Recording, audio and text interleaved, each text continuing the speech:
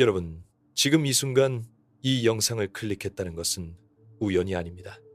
당신은 아마도 누군가가 남긴 상처를 안고 오늘도 하루를 버텨내고 있을지 모릅니다. 그 사람이 떠올라서 잠을 못 이루는 밤이 있었을 것입니다. 그 사람에게 뭔가를 증명하고 싶다는 감정이 아직도 가슴 한켠에 남아있을 것입니다. 오늘 저는 여러분께 한 가지 아주 중요한 이야기를 드리고 싶습니다. 그것은 바로 이것입니다. 당신을 다치게 한 사람과 화해하지 마십시오. 화해는 진짜 치유가 아닐 수 있습니다. 진짜 복수는 그 사람 없이도 눈부시게 사는 것입니다. 이 말이 처음에는 차갑게 들릴 수 있습니다. 어쩌면 불편할 수도 있습니다. 하지만 오늘 이 영상이 끝날 때쯤이면 여러분은 자신의 삶에 대해 완전히 다른 시각을 갖게 될 것이라고 저는 확신합니다. 마음의 상처를 다루는 이 공간에 오신 것을 진심으로 환영합니다. 아직 이 채널을 구독하지 않으셨다면 지금 바로 구독 버튼을 눌러주세요. 저는 매주 여러분의 내면 깊은 곳을 건드리는 이야기들을 가져옵니다. 감정의 미로 속에서 방향을 잃은 분들을 위한 나침반이 되고 싶습니다. 구독은 단순한 버튼 클릭이 아니라 자기 자신을 향한 작은 약속입니다. 그리고 이 영상을 보러 와주신 여러분, 정말 감사드립니다. 당신이 여기 있다는 것 자체가 이미 용기 있는 선택입니다. 상처를 직면하려는 사람만이 이런 영상을 찾아옵니다. 그 용기가 언젠가 반드시 당신을 더 강한 사람으로 만들어줄 것입니다. 자, 이제 본격적인 이야기를 시작해 봅시다. 첫 번째로 우리가 반드시 이해해야 할 것이 있습니다. 그것은 바로 용서와 화해는 전혀 다른 개념이라는 사실입니다. 많은 사람들이 이 두 가지를 혼동합니다. 상담 현장에서도, 종교에서도, 심지어 심리학 책에서도 이 두 개념이 뒤섞여 이야기되는 경우가 많습니다. 그래서 사람들은 용서를 하면 반드시 그 사람과 다시 관계를 회복해야 한다고 믿게 됩니다. 하지만 그것은 오해입니다. 커다란 오해입니다. 생각해 보세요. 어떤 나무가 있습니다. 그 나무의 뿌리 깊은 곳에 누군가가 독을 부었습니다. 그 나무는 오랜 시간을 걸쳐 천천히, 아주 천천히 그 독에 적응하고 새로운 방식으로 양분을 찾아 다시 살아납니다. 그렇다고 그 나무가 다시 그 독이 담긴 병을 자신의 뿌리 옆에 놓아두어야 할까요? 아닙니다. 나무가 살아났다는 것은 독을 이겨냈다는 것이지 다시 그 독을 받아들이겠다는 것이 아닙니다. 용서는 그 나무가 살아남기로 선택한 것입니다. 화해는 그 독병을 다시 곁에 두는 것입니다. 그리고 진정한 치유는 독병 없이도 무성하게 가지를 뻗는 것입니다. 심리학적으로 이야기하자면 용서, forgive는 내면의 작업입니다. 그것은 상대방을 위한 것이 아니라 나를 위한 것입니다. 분노와 원한이 우리의 에너지를 얼마나 소비하는지 생각해 본 적 있으신가요? 분노는 마치 손에 불타는 석탄을 쥐고 상대방에게 던지려 하는 것과 같습니다. 가장 먼저 타는 것은 내 손입니다.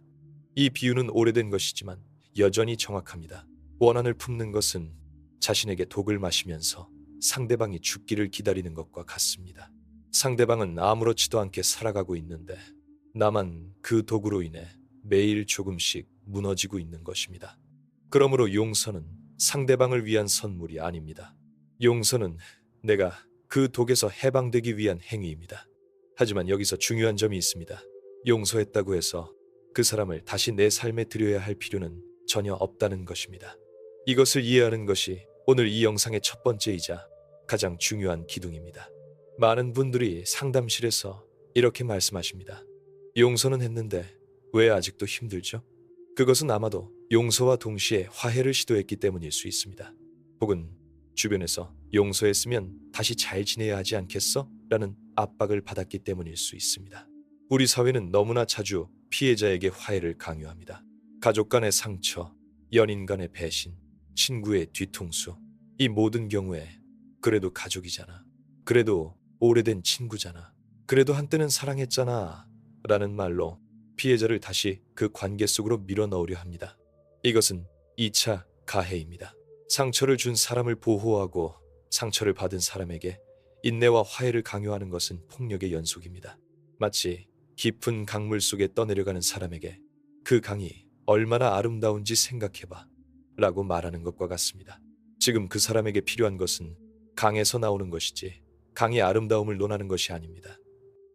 우리가 가장 먼저 해야 할 일은 자신에게 솔직해지는 것입니다. 그 관계가 나에게 해로웠는가? 그 사람이 나를 존중했는가? 그 사람이 변했는가? 그 사람이 자신의 행동에 진심으로 책임을 졌는가?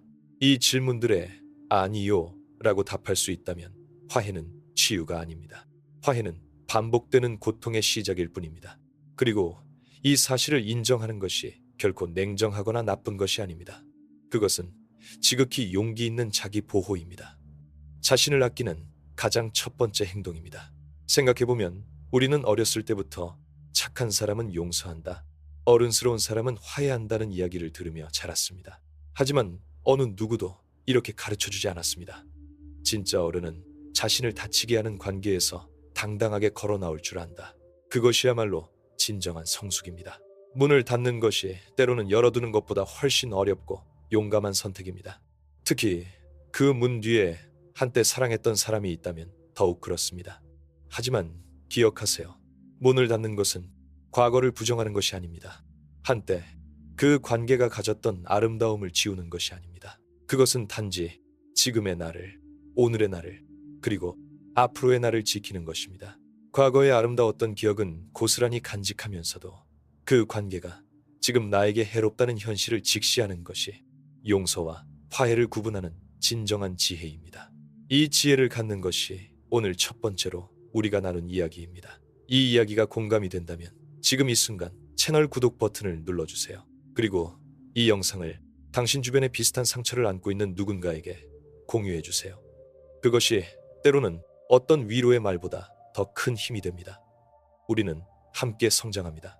혼자가 아닙니다. 이제 두 번째 이야기로 넘어가겠습니다. 앞에서 우리는 용서와 화해가 다르다는 것을 이야기했습니다. 그렇다면 화해 없이 용서를 선택한 후 우리는 무엇을 해야 할까요? 그 빈자리를 무엇으로 채워야 할까요? 이것이 두 번째 핵심 주제입니다. 바로 비워진 공간을 자기 자신으로 채우는 것입니다. 많은 사람들이 관계가 끝난 후 혹은 누군가와 거리를 두기로 결심한 후에 이상한 공허함을 경험합니다. 분명히 그 사람이 나에게 해로웠는데 왜 없어지고 나면 이렇게 허전할까요? 왜 가끔씩 그리울까요? 왜 그 사람의 소식이 신경 쓰일까요? 이것은 매우 자연스러운 현상입니다. 우리의 뇌는 익숙한 것을 좋아합니다. 설령 그 익숙함이 고통이었더라도 그것이 사라지면 뇌는 일종의 결핍 신호를 보냅니다. 마치 오랫동안 무거운 배낭을 메고 다니다가 그것을 내려놓았을 때 어깨가 가벼워진 것이 어색하게 느껴지는 것처럼요. 무게가 사라진 것인데 처음에는 뭔가 없어진 것 같은 느낌이 드는 것입니다. 그 배낭이 없어도 나는 걸을 수 있습니다. 오히려 더 빠르게, 더 멀리, 더 자유롭게 걸을 수 있습니다. 하지만 처음 며칠은 자꾸 어깨를 더듬게 됩니다. 그 공허함은 그리움이 아닙니다. 그것은 익숙함에 대한 뇌의 조건 반사입니다. 그리고 이 조건 반사를 극복하는 가장 좋은 방법은 그 빈 공간에 자기 자신을 채워 넣는 것입니다. 자기 자신을 채워 넣는다는 것이 추상적으로 들릴 수 있습니다. 구체적으로 이야기해 보겠습니다. 오랫동안 어떤 관계 속에 있다 보면 우리는 자신도 모르게 자신을 잃어버립니다. 특히 그 관계가 건강하지 않았다면 더욱 그렇습니다. 우리는 상대방의 기분에 맞추고 상대방의 필요를 우선으로 여기고 상대방의 인정을 받기 위해 자신의 욕구와 감정을 억누릅니다. 이 과정에서 나는 무엇을 좋아하는가? 나는 무엇을 원하는가? 나는 어떤 사람인가? 라는 질문에 대한 답을 잊어버립니다. 그래서 관계가 끝난 후의 공허함은 단순히 그 사람이 그리운 것이 아니라 오랫동안 무시해온 자기 자신에 대한 나뜸일 수 있습니다. 우리 사회에서 일어난 흥미로운 현상을 하나 생각해 봅시다. 팬데믹 이후 수많은 사람들이 오랜 관계를 정리했습니다. 통계적으로 보면 2020년 이후 전 세계적으로 이혼율이 증가했고 우정이 끝나는 사례도 늘었습니다. 많은 분석가들은 이것을 비극으로 보았지만 다른 시각으로 보면 이것은 사람들이 강제로 자기 자신과 마주하게 된 결과이기도 합니다. 집에 갇혀 있는 동안 그동안 바쁘다는 이유로 외면해온 자신의 내면과 마주하게 되었고 그 과정에서 어떤 관계가 실제로 자신을 행복하게 했는지 어떤 관계가 의무감으로 유지되고 있었는지가 선명하게 드러났던 것입니다. 잠시 멈추는 것이 때로는 엄청난 선명함을 가져다 줍니다. 이제 여러분께 한 가지 실험을 제안하고 싶습니다. 오늘 저녁 아주 조용한 시간에 혼자 앉아서 이 질문에 답해 보세요. 만약 나를 다치게 한 그 사람을 전혀 신경 쓰지 않아도 된다면 나는 무엇을 하고 싶은가? 이 질문이 이상하게 들릴 수 있습니다. 하지만 많은 경우 우리는 상처 입은 후에도 여전히 그 사람을 중심으로 생각합니다. 어떻게 하면 그 사람이 나를 그리워할까? 어떻게 하면 그 사람에게 내가 잘 지내는 것을 보여줄까?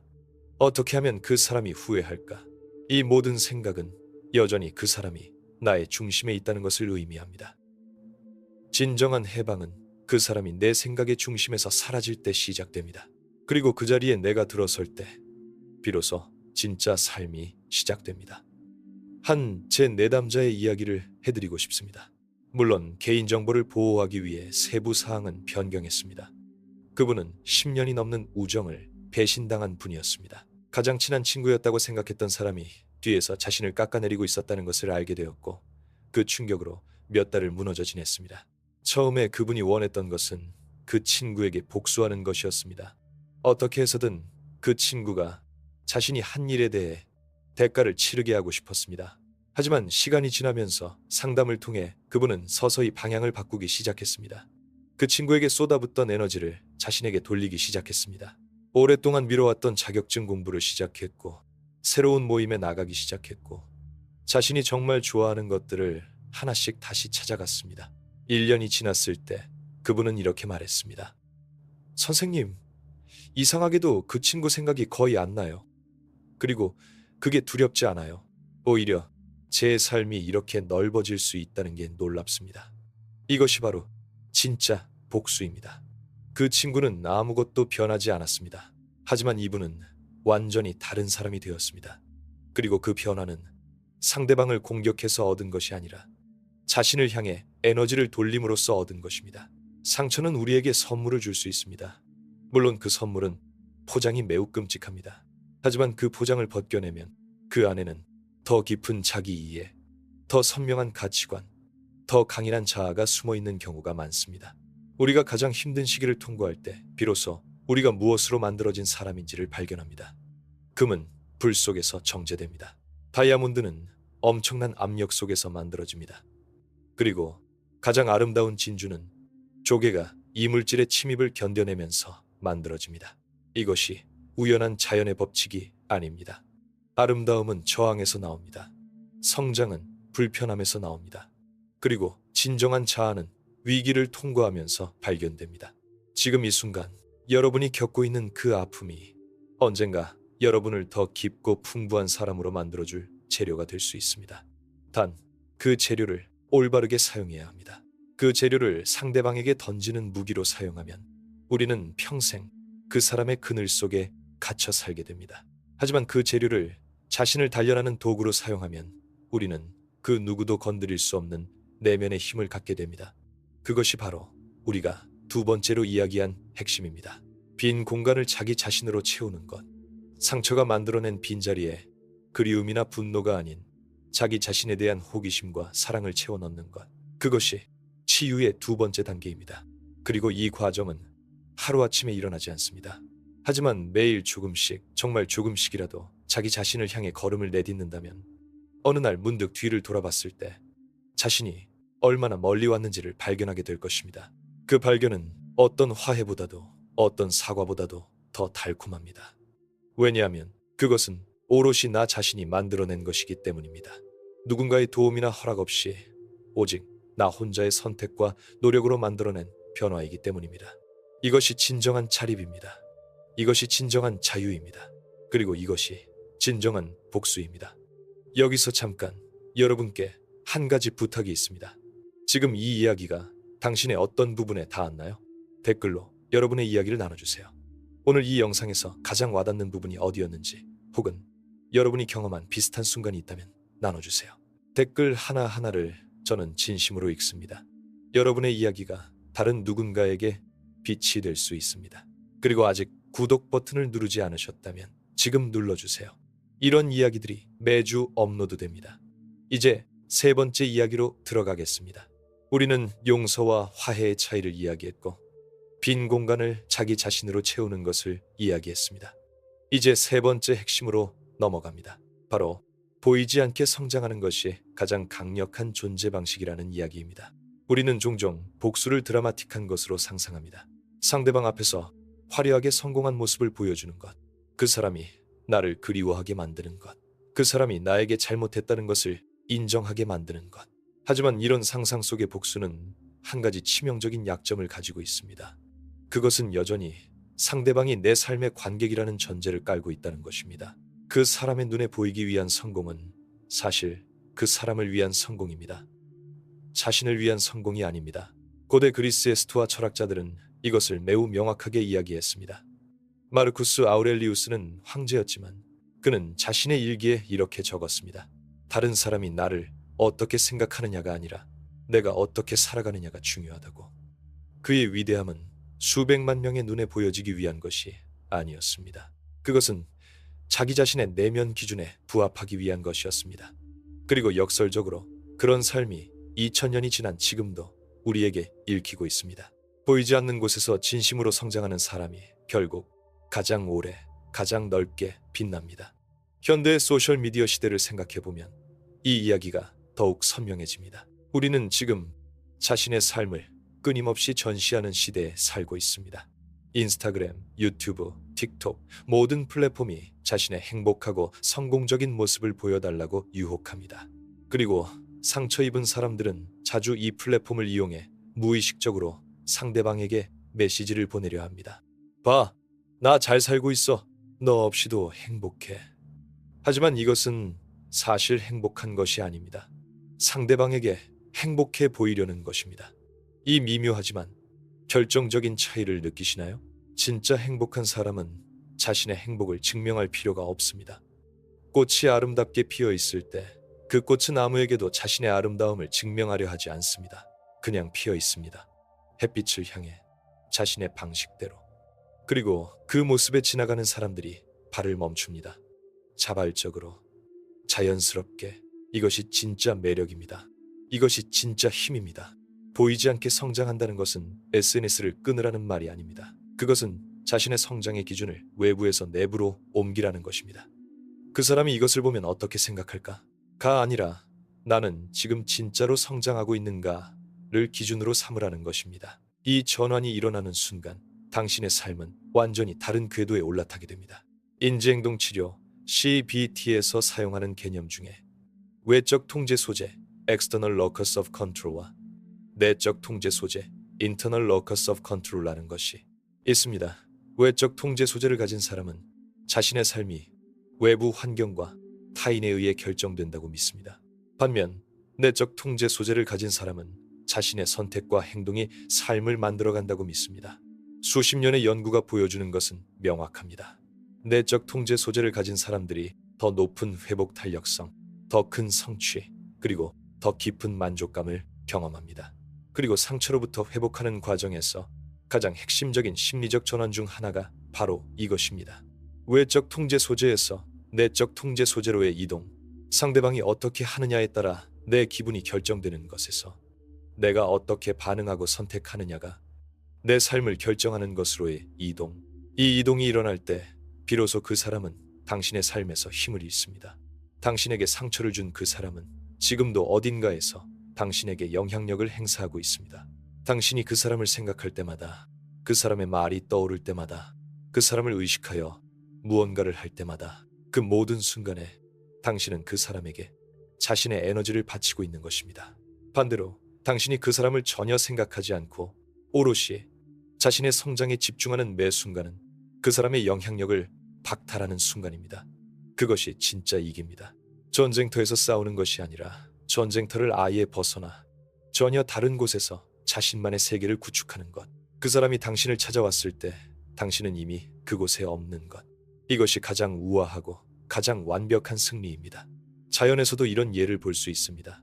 거대한 참나무는 폭풍과 싸우지 않습니다. 참나무는 그저 자신의 뿌리를 더 깊이 내릴 뿐입니다. 폭풍이 몰아칠 때 참나무의 가지는 흔들릴 수 있습니다. 하지만 뿌리가 충분히 깊다면 그 나무는 쓰러지지 않습니다.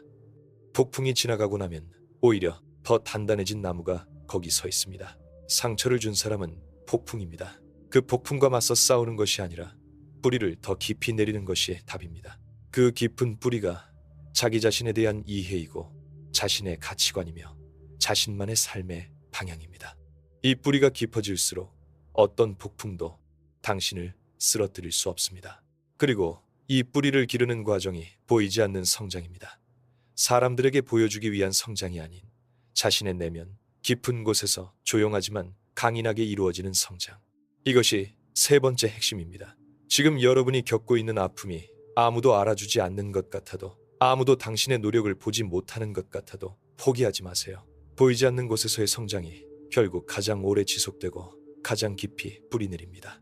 밤새 내린 비가 땅속 깊이 스며들어 샘물이 되듯이 지금 당신이 흘리는 눈물과 당신이 버티는 이 시간이 언젠가 당신 안에서 맑고 깨끗한 샘으로 솟아오를 것입니다. 그 샘에서 마시는 물이 가장 달콤합니다. 왜냐하면 그것은 누군가가 가져다 준 것이 아니라 당신 자신이 땅이 되어 모아낸 것이기 때문입니다. 이제 마지막 이야기입니다. 우리는 오늘 많은 것을 함께 이야기했습니다.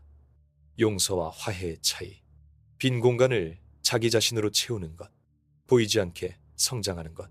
이 세 가지가 하나로 모이면 완전히 새로운 삶의 방식이 탄생합니다. 그리고 그 삶의 방식을 한 문장으로 표현하자면 이것입니다. 당신을 다치게 한 사람과 화해하지 않는 것이 냉정한 것이 아니라 자신을 사랑하는 가장 성숙한 방식이라는 것. 그리고 그 사랑이 당신을 진정으로 아름다운 사람으로 만든다는 것. 마지막으로 이것을 실천하기 위한 구체적인 이야기를 드리고 싶습니다. 경계선 바운더리스라는 개념입니다. 경계선은 담벼락이 아닙니다. 많은 사람들이 경계선을 세운다는 것을 상대방을 거부하는 것, 상대방을 막는 것, 차갑게 대하는 것으로 이해합니다. 하지만 경계선의 본질은 그것이 아닙니다. 경계선은 내가 어떤 사람인지를 정의하는 것입니다. 내가 무엇을 용납할 수 있고 무엇을 용납할 수 없는지를 명확히 하는 것입니다. 경계선은 내 정체성의 테두리입니다. 이 테두리를 명확히 할 때 비로소 나는 내가 누구인지를 알게 됩니다. 그리고 내가 누구인지를 아는 사람은 누구도 흔들 수 없습니다. 우리나라 한국의 문화적 맥락에서 경계선을 세우는 것은 특히 어렵습니다.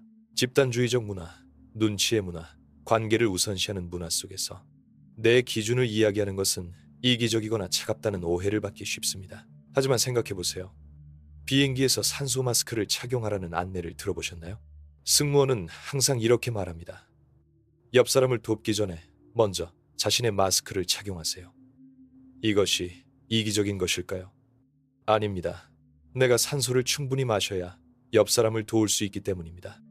내가 쓰러지면 아무도 도울 수 없기 때문입니다. 자기 자신을 먼저 돌보는 것은 이기적인 것이 아닙니다. 그것은 지속 가능한 선함의 조건입니다. 경계선을 세우는 것, 자신을 다치게 한 사람과의 화해를 거부하는 것, 이 모든 것이 결국 더 건강하고 더 깊이 다른 사람들을 사랑할 수 있는 자신을 만드는 과정입니다. 나를 다치게 한 사람에게 에너지를 쏟을수록 진정으로 나를 사랑하고 내가 사랑하는 사람들에게 쏟을 에너지가 줄어듭니다. 그 사람에게서 거리를 두는 것은 그 에너지를 되찾아 더 소중한 곳에 사용하는 것입니다. 이 전환을 오늘 당장 모두 이룰 필요는 없습니다. 그것이 불가능하다는 것을 저도 압니다. 마음의 치유는 직선으로 나아가지 않습니다. 두 발짝 앞으로 나갔다가 한 발짝 뒤로 물러오는 것이 치유의 실제 모습입니다. 어제 괜찮았다가 오늘 다시 무너지는 것이 정상입니다. 오늘 강하게 느꼈다가 내일 다시 흔들리는 것이 정상입니다. 그 요동침이 치유의 실패가 아닙니다. 그것이 치유 그 자체입니다. 파도가 해변에 밀려왔다 물러가면서 조금씩 모래사장을 변화시키듯이 그렇게 우리의 마음도 조금씩 아주 조금씩 변해갑니다. 그 변화가 어느 날 문득 선명하게 느껴지는 순간이 옵니다. 그 순간을 기다리는 것, 그 순간을 위해 오늘도 한 걸음을 내딛는 것, 그것이 지금 여러분이 해야 할 전부입니다. 오늘 이 영상을 끝까지 보신 여러분께 진심으로 감사드립니다. 여러분이 이 긴 이야기를 끝까지 들어주셨다는 것은 자신을 위한 시간을 기꺼이 내주셨다는 것입니다. 그 자체가 이미 자기 자신을 향한 사랑의 표현입니다. 기억하세요. 당신을 다치게 한 사람과 반드시 화해할 필요는 없습니다. 용서는 내 안에서 하되 그 관계를 다시 열지 않아도 됩니다. 빈 공간에 자기 자신을 채우세요. 보이지 않게 조용하게 하지만 강인하게 성장하세요. 그 성장이 세상에서 가장 아름다운 복수입니다. 그리고 그 복수는 상대방을 무너뜨리는 것이 아니라 자신을 세우는 것입니다. 오늘부터 딱 오늘부터만 시작해 보세요. 어제의 상처가 아니라 오늘의 선택에 집중해 보세요. 그 선택이 쌓이면 어느 날 당신은 전혀 다른 풍경 속에 서 있는 자신을 발견할 것입니다. 그 풍경 속에서 당신을 다치게 했던 그 사람은 보이지도 않을 것입니다. 왜냐하면 당신은 그때쯤이면 너무나 멀리 와 있을 것이기 때문입니다. 이 채널의 구독 버튼을 눌러주세요. 좋아요 버튼도 눌러주시면 더 많은 분들에게 이 이야기가 닿을 수 있습니다. 댓글로 오늘 이 영상에서 가장 마음에 남은 한 문장을 남겨주세요. 그 문장이 다른 누군가에게 힘이 될 수 있습니다. 알림 설정도 켜두시면 다음 영상이 올라올 때 가장 먼저 만나보실 수 있습니다. 여러분의 치유 여정에 이 채널이 작은 동반자가 될 수 있기를 바랍니다. 다음 영상에서 또 만나요. 그때까지 자신에게 조금 더 다정하게 대해주세요. 당신은 그럴 자격이 있습니다. 항상 그랬습니다. 우리가 오늘 이 여정을 시작한 것은 단순히 정보를 얻기 위해서가 아니었습니다. 어쩌면 누군가는 이 영상을 켜면서 눈물을 참고 있었을 것입니다. 어쩌면 누군가는 오늘도 그 사람이 보낸 메시지를 수십 번 다시 읽으며 이 영상을 찾았을 것입니다. 어쩌면 누군가는 가족 모임에서 그 사람과 마주쳤고 억지로 웃으며 집에 돌아와 이 영상을 켰을지도 모릅니다. 어떤 경로로 오셨든 여기 있어 주셔서 감사합니다. 그리고 그 아픔이 진짜라는 것을 저는 압니다. 상처가 클수록 그것을 인정하기가 더 어렵습니다. 왜냐하면 우리는 약해 보이기를 두려워하기 때문입니다. 특히 한국 사회에서는 감정을 드러내는 것이 약함의 표시로 여겨지는 경우가 많습니다. 하지만 저는 단호하게 말씀드릴 수 있습니다. 자신의 상처를 인정하는 것이야말로 가장 용감한 행동입니다. 감정을 억누르는 것이 강한 것이 아닙니다. 감정을 느끼면서도 앞으로 나아가는 것이 진정한 강함입니다. 흐르는 물은 돌을 뚫습니다. 하지만 물이 흐를 수 있는 것은 물이 부드럽기 때문입니다. 단단하게 얼어붙은 물은 아무것도 뚫지 못합니다. 감정을 허락하는 것, 아픔을 인정하는 것, 그 부드러움이 결국 가장 단단한 것들을 변화시킵니다. 이 영상을 본 후 오늘 밤 자신에게 한 가지를 허락해 주세요. 완벽하게 강하지 않아도 된다는 것. 오늘 하루 아팠다면 내일 다시 일어나면 된다는 것. 그것만으로 충분합니다. 그것만으로 이미 충분히 잘하고 있는 것입니다. 진짜 복수는 화려한 성공도 드라마틱한 반전도 아닙니다. 진짜 복수는 매일 아침 눈을 뜨고 자기 자신으로 살기를 선택하는 것입니다. 그 사람 없이도 웃을 수 있는 순간을 하나씩 만들어가는 것입니다. 그 웃음이 처음에는 억지스러울 수 있습니다. 하지만 시간이 지나면서 그 웃음은 점점 진짜가 됩니다. 그리고 그 진짜 웃음이 당신의 삶을 바꾸기 시작합니다. 저는 여러분을 믿습니다. 이 영상을 끝까지 본 여러분은 이미 변화를 원하고 있습니다. 변화를 원한다는 것은 변화가 가능하다는 것을 의미합니다. 그 가능성이 오늘 여러분 안에 씨앗으로 심어졌기를 바랍니다. 그 씨앗이 자라나도록 오늘 하루 자신에게 조금 더 친절해 주세요. 다음 영상에서도 여러분과 함께하겠습니다. 감사합니다.